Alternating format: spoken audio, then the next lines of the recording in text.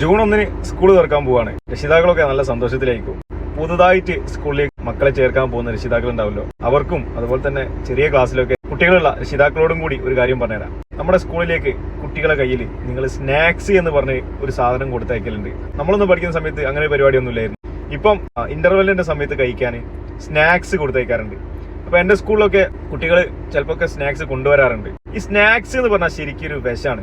ഞാൻ അങ്ങനെ പറയാൻ കാരണം എന്താണെന്ന് വെച്ചാൽ, കുട്ടികളിൽ ഇപ്പോൾ ഏറ്റവും കൂടുതൽ ഡയബറ്റീസ് റിപ്പോർട്ട് ചെയ്യപ്പെടുന്ന ഒരു കാലഘട്ടമാണ്. മധുരമുള്ള സാധനങ്ങൾ, പ്രത്യേകിച്ച് ബിസ്ക്കറ്റ് പോലുള്ള സാധനങ്ങളൊക്കെ ധാരാളമായി കുട്ടികൾക്ക് പാത്രത്തിലാക്കിയിട്ട്, അതായത് ഒരു മനുഷ്യന് കഴിക്കുന്നതിന് ഒരു പരിധി ഉണ്ട്. ഈ ബിസ്ക്കറ്റിനൊക്കെ 1-2 ബിസ്ക്കറ്റൊക്കെയാണ് ഒരു മുതിർന്ന ആൾക്ക് കഴിക്കാൻ പറ്റിയ ഒരു സമയം ഒരു ദിവസമൊക്കെ. എന്നാൽ ഒരു പാക്ക് ബിസ്ക്കറ്റൊക്കെ പൊട്ടിച്ച് അതിന്റെ പകുതിയൊക്കെ പാത്രത്തിലാക്കി കുട്ടിക്ക് കൊടുത്തേക്കും.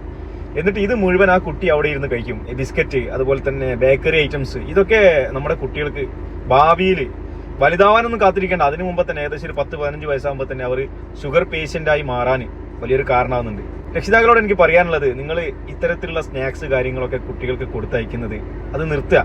പകരം അവർക്ക് ഗുണകരമാവുന്ന എന്തെങ്കിലും, ഒന്നുമില്ലെങ്കിലും ഒരു ചെറിയ ക്യാരറ്റ് വാങ്ങിയിട്ട് അത് കട്ട് ചെയ്ത് കൊടുത്താൽ മതി. കുക്കുംബർ അല്ലെങ്കിൽ അങ്ങനെയുള്ള സാധനങ്ങൾ കട്ട് ചെയ്ത് കൊടുത്താൽ, ഒരു ആപ്പിൾ വാങ്ങി കട്ട് ചെയ്ത് കൊടുക്കുക. ഇങ്ങനെയുള്ള സാധനങ്ങളൊക്കെ നിങ്ങൾ കൊടുക്കാൻ തയ്യാറാണെങ്കിൽ നിങ്ങളൊരു വലിയ അപകടത്തിൽ നിന്ന് നിങ്ങളെ കുട്ടികളെ രക്ഷപ്പെടുത്തുന്നു എന്നാണ് എനിക്ക് പറയാനുള്ളത്. ഞാനിപ്പോൾ വർക്ക് ചെയ്തുകൊണ്ടിരിക്കുന്ന സ്കൂളിൽ ഈ സ്നാക്സ് എന്ന പരിപാടി ഞാൻ നിരുത്സാഹപ്പെടുത്തിയ ഒരു കാര്യമാണ്.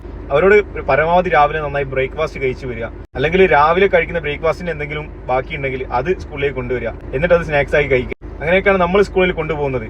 അപ്പോൾ സ്നാക്സ് എന്നുള്ളത് കുട്ടികളെ സംബന്ധിച്ച് ഒരു വലിയ ഭീഷണിയാണ്. അപ്പോൾ അത് കണ്ടും അറിഞ്ഞും കരുതിയും കൊടുക്കുക. എന്നാൽ നമ്മളെ മക്കളെ വലിയൊരു രോഗാവസ്ഥയിൽ നിന്ന് നിങ്ങൾക്ക് രക്ഷിക്കാൻ കഴിയും. ഓക്കെ.